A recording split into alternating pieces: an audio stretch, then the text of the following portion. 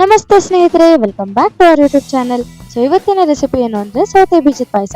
ಸೌತೆ ಬೀಜದ ಪಾಯಸ ಮಾಡೋಕ್ಕೆ ಫಸ್ಟಿಗೆ ನಮಗೆ ಈ ಥರ ಸೌತೆ ಬೀಜ ಬೇಕು. ಸೌತೆ ಬೀಜ ಹೇಗೆ ಮಾಡ್ಕೋಬೇಕು ಅಂದರೆ, ಒಂದು ಬೌಲಲ್ಲಿ ಮೈದಾ ಹಿಟ್ಟು ತಗೊಂಡು ಅದಕ್ಕೆ ಸ್ವಲ್ಪನೇ ನೀರು ಹಾಕೊಂಡು ಚೆನ್ನಾಗಿ ಕಲಿಸ್ಕೋಬೇಕು ಸ್ನೇಹಿತರೆ. ಇದು ಹತ್ರ ಚಪಾತಿ ಕನ್ಸಿಸ್ಟೆನ್ಸಿಯಲ್ಲಿ ಇರಬೇಕು ಹಿಟ್ಟು.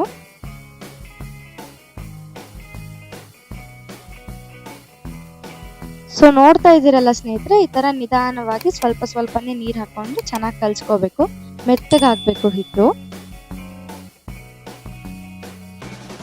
ಈ ತರ ಚಪಾತಿ ಕನ್ಸಿಸ್ಟೆನ್ಸಿಗೆ ಬಂದ್ಮೇಲೆ ಹಿಟ್ಟನ್ನ ಒಂದು 5-10 ನಿಮಿಷ ನೆನೆಯಕ್ಕೆ ಬಿಡಬೇಕು. ಇವಾಗ ಇದನ್ನ ನಾನು 5 ನಿಮಿಷ ನೆನೆಸಿ ತೆಗ್ದಿದ್ದೀನಿ. ಚಿಕ್ಕದಾಗಿ ಉಂಡೆನ ಮುರ್ಕೋಬೇಕು ಸ್ನೇಹಿತರೆ ಹಿಟ್ಟಲ್ಲಿ. ಈ ಉಂಡೆನ ಉದ್ದುದ್ದಕ್ಕೆ ಕೈಯಲ್ಲೇ ಒಸ್ಕೋಬೇಕು. ತೆಳ್ಳಗೆ ಒಸ್ಕೋಬೇಕು ಸ್ನೇಹಿತರೆ ಹಿಟ್ಟನ್ನ. ಈ ತರ ಸ್ವಲ್ಪನೇ ಕೈಯಲ್ಲಿ ಚೂಟಿ ತೆಗಿಬೇಕು. ಇದನ್ನ ಒಂದ್ 2-3 ದಿನ ಬಿಸಿಲಲ್ಲಿ ಒಣಗಿಸಿದ್ರೆ ಇದೇ ನಮಗೆ ಸೌತೆ ಬೀಜ.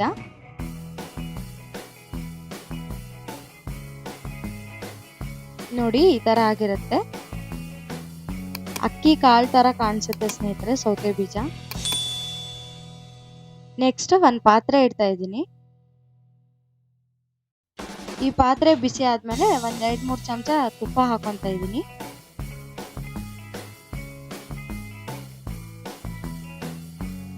ತುಪ್ಪ ಬಿಸಿ ಆದ್ಮೇಲೆ ಅದಕ್ಕೆ ಸ್ವಲ್ಪ ಗೋಡಂಬಿ, ದ್ರಾಕ್ಷಿ ಹಾಕಿ ಚೆನ್ನಾಗಿ ಫ್ರೈ ಮಾಡ್ಕೋಬೇಕು ಸ್ನೇಹಿತರೆ.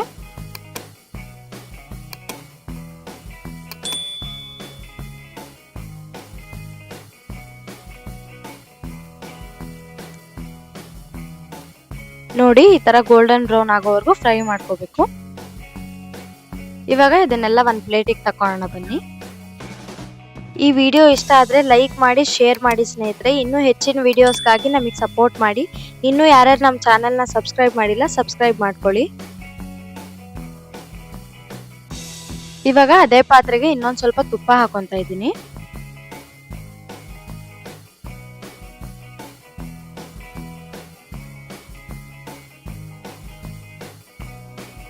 ತುಪ್ಪ ಬಿಸಿ ಆದ್ಮೇಲೆ ಇದಕ್ಕೆ ನಾವು ಮಾಡಿಟ್ಕೊಂಡಿರೋ ಸೌತೆ ಬೀಜನ ಹಾಕೊಂತ ಇದ್ದೀನಿ ಸ್ನೇಹಿತರೆ.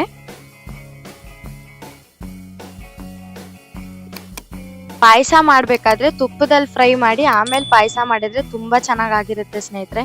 ಇವಾಗ ನೋಡಿ, ಶಾವ್ಗೆ ಪಾಯಸನೂ ಅಷ್ಟೇ, ನಾವು ತುಪ್ಪದಲ್ಲಿ ಶಾವ್ಗೆ ಫ್ರೈ ಮಾಡಿ ಆಮೇಲೆ ಪಾಯಸ ಮಾಡ್ತೀವಿ. ಮತ್ತೆ ರವೆ ಪಾಯಸನೂ ಅಷ್ಟೇ, ತುಪ್ಪದಲ್ಲಿ ಫ್ರೈ ಮಾಡಿ ಆಮೇಲೆ ಪಾಯಸ ಮಾಡ್ತೀವಿ. ಸೊ ಈ ತರ ಫ್ರೈ ಮಾಡ್ಕೋಬೇಕು ಚೆನ್ನಾಗಿ. ನೆಕ್ಸ್ಟ್ ಇವಾಗ ಇದನ್ನು ಒಂದು ಪ್ಲೇಟ್ಗೆ ಟ್ರಾನ್ಸ್ಫರ್ ಮಾಡ್ತಾ ಇದ್ದೀನಿ. ಅದೇ ಪಾತ್ರೆಗೆ ನಾನಿಲ್ಲಿ 1 ಕಪ್ ಆಗೋಷ್ಟು ನೀರು ಹಾಕ್ತಾ ಇದ್ದೀನಿ ಸ್ನೇಹಿತರೆ. ನೀರು ಚೆನ್ನಾಗಿ ಕುದಿಯಕ್ಕೆ ಸ್ಟಾರ್ಟ್ ಆಗಬೇಕು.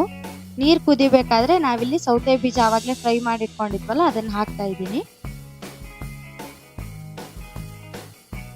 ಇದನ್ನ ಹಾಕೊಂಡು ಇದನ್ನು ಸೇರಿಸಿ ಚೆನ್ನಾಗಿ ಕುದಿಸ್ಕೋಬೇಕು ಸ್ನೇಹಿತರೆ. ಅದು ಕುದ್ದಾದ್ಮೇಲೆ ನಾವಿವಾಗ ಅದಕ್ಕೆ ಬೆಲ್ಲ ಹಾಕೊಂತ ಇದ್ದೀವಿ. ನೀವೇನಾದ್ರು ಜಾಸ್ತಿ ಸ್ವೀಟ್ ತಿಂತೀರಾ ಅಂದ್ರೆ ಬೆಲ್ಲ ಜಾಸ್ತಿ ಹಾಕೊಳ್ಳಿ, ಇಲ್ಲ ಅಂದ್ರೆ ಮೀಡಿಯಮ್ ಆಗಿ ಹಾಕೊಳ್ಳಿ. ಬೆಲ್ಲ, ನೀರು, ಸೌತೆ ಬೀಜ ಎಲ್ಲ ಚೆನ್ನಾಗಿ ಮಿಕ್ಸ್ ಆಗಿ ಕುದೀತಾ ಇದೆ, ನೋಡ್ತಿರ್ಬೋದು ನೀವು.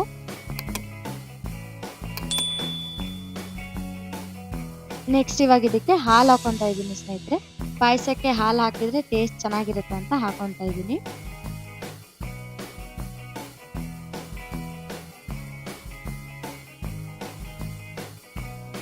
ಇವಾಗ ಇದು ಕೂಡ ಚೆನ್ನಾಗಿ ಕುದೀತಾ ಇದೆ, ನೋಡ್ತಿರ್ಬೋದು ನೀವು.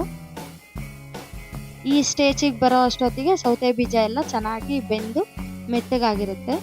ಇವಾಗ ನಾನಿಲ್ಲಿ ಇದಕ್ಕೆ ಸಕ್ಕರೆ ಮತ್ತೆ ಏಲಕ್ಕಿನ ಕುಟ್ಟಿ ಇಟ್ಕೊಂಡಿದ್ದೀನಿ ಸ್ನೇಹಿತರೆ, ಅದನ್ನ ಪುಡಿ ಹಾಕೊಂತ ಇದ್ದೀನಿ. ಆಮೇಲೆ ಹಾಗೆ ಸ್ವಲ್ಪ ಕೊಬ್ಬರಿ ತುರಿನೂ ಹಾಕೊಂತ ಇದ್ದೀನಿ, ಟೇಸ್ಟ್ ಚೆನ್ನಾಗಿರುತ್ತೆ.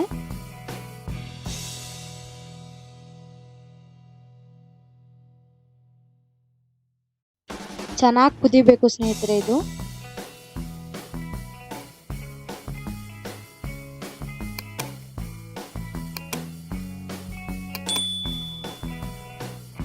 ಇವಾಗ ನಮ್ಮ ಸೌತೆ ಬೀಜದ ಪಾಯಸ 95% ರೆಡಿ ಆಗಿದೆ ಸ್ನೇಹಿತರೆ. ಇದಕ್ಕೆ ಅವಾಗಲೇ ಫ್ರೈ ಮಾಡಿ ಇಟ್ಕೊಂಡಿದ್ದ ಗೋಡಂಬಿ ಮತ್ತೆ ದ್ರಾಕ್ಷಿನ ಹಾಕ್ತಾ ಇದ್ದೀನಿ. ಹಾಕ್ಬಿಟ್ಟು ಚೆನ್ನಾಗಿ ಮಿಕ್ಸ್ ಮಾಡಬೇಕು.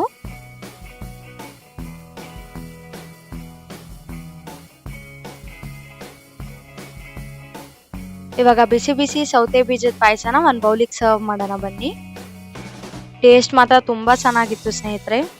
ನೀವು ಮನೇಲಿ ಟ್ರೈ ಮಾಡಿ ನೋಡಿ, ಎಲ್ಲರೂ ಇಷ್ಟಪಟ್ಟು ತಿಂತಾರೆ ಸ್ನೇಹಿತರೆ.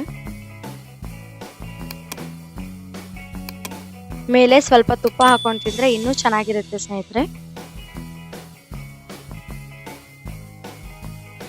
ಸೌತೆ ಬೀಜದ ಪಾಯಸ ಸವಿಯಲು ಸಿದ್ಧ. ಸರಿ ಗಮ ಮಮ ಗರಿ ಗಮ ಪದನಿ ಸರಿ ಧನಿ ಧನಿ ಧ ಸರಿ ಧನಿ ಸರಿ ಗರಿ ಸನಿ ರೆ ಸನಿ ಧನಿ ಸರಿ ಗಮ ಮಮ ಗರಿ ಧನಿ ರೆ ಸರಿ